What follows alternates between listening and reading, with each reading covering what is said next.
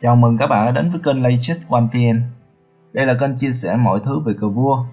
Nếu đây là lần đầu bạn xem kênh, hãy đăng ký kênh để nhận những video mới sớm nhất nha. Các bạn cố gắng theo dõi hết video, vì trong phần cuối video tôi còn có một câu đố dành cho các bạn. Nội dung chính của video ngày hôm nay nói về tàn cuộc xe với tượng.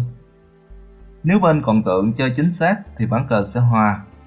Nhưng nếu bên còn tượng không có chiến thuật hợp lý sẽ dễ dẫn đến thua cuộc. Sau đây là các ví dụ để các bạn hiểu về tàn cuộc này. Khi xem ví dụ, các bạn cố gắng để ý tượng ở ô có cùng màu với góc bàn cờ một vua mình đang đứng không nhé. Trong tình huống này, trắng đi trước sẽ chơi xe F1 bắt tượng. Tượng có hai lựa chọn. Nếu tượng chạy đến một trong các ô từ E3 đến A7, ví dụ tượng đi E3, xe trắng qua E1 bắt tượng đe dọa đi E8 chiếu hết.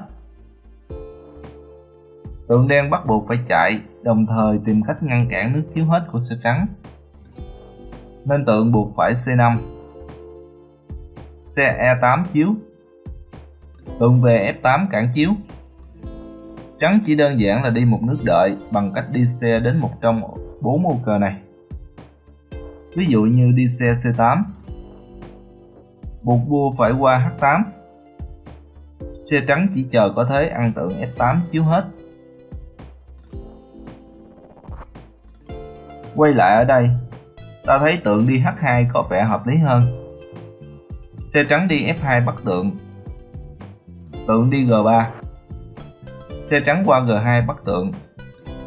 Tượng có hai hướng để đi tiếp.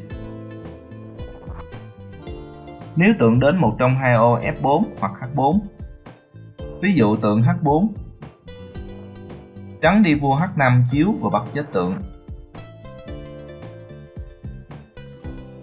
Nên để tránh mất tượng, buộc tượng phải đi ô khác.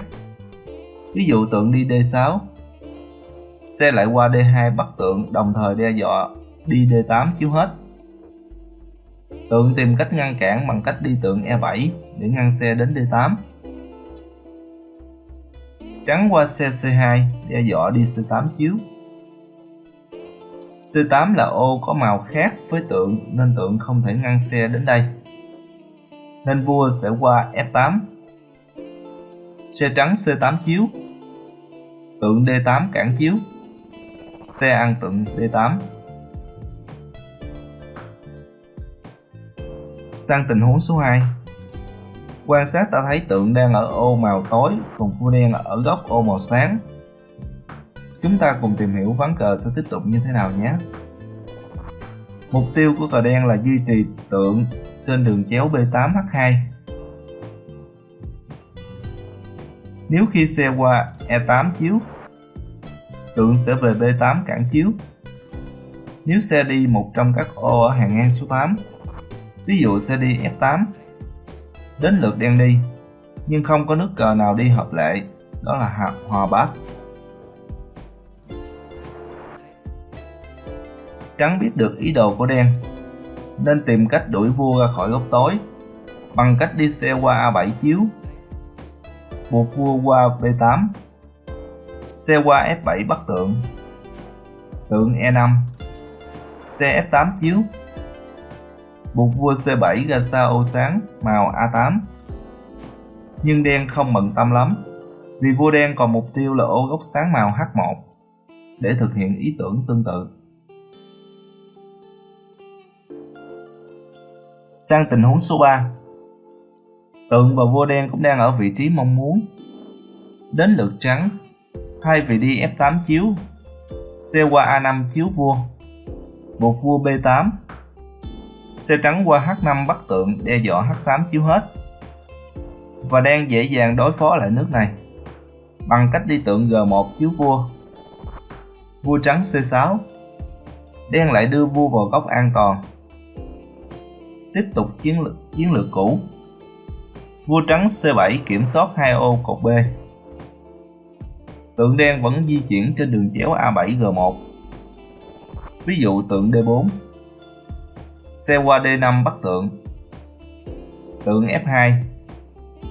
Không có gì nguy hiểm cho đen. Sang tình huống số 4.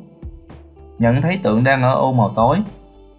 Vua ở gần góc H8 cũng là ô màu tối, nên vua đen cần tránh đi vào H8 bất cứ thời điểm nào và tìm cách thoát khỏi góc này, hoặc chỉ nên qua lại G8, H7 là tốt nhất. Giả sử trắng đi trước và đi vua G6, đe dọa đi CD8 chiếu hết. Vua đen F8, CF7 chiếu. Vua E8 tránh xa góc H8. Trắng không làm gì được. Vậy với chiến lược cho vua đi vào góc có ô khác màu với tượng của mình và tránh xa góc có cùng màu, thì vua tượng dễ dàng hòa vua xe. Sau đây là thời gian giải câu đố. Mời các bạn thử sức nhé. Trắng đi trước và giành chiến thắng như thế nào đây các bạn? Nếu các bạn có câu trả lời, hãy comment bên dưới cho mình nha. Cảm ơn các bạn đã theo dõi video. Còn bây giờ thì xin chào và hẹn gặp lại các bạn trong các video lần sau. Đừng quên đăng ký kênh, like và share cho video nhé.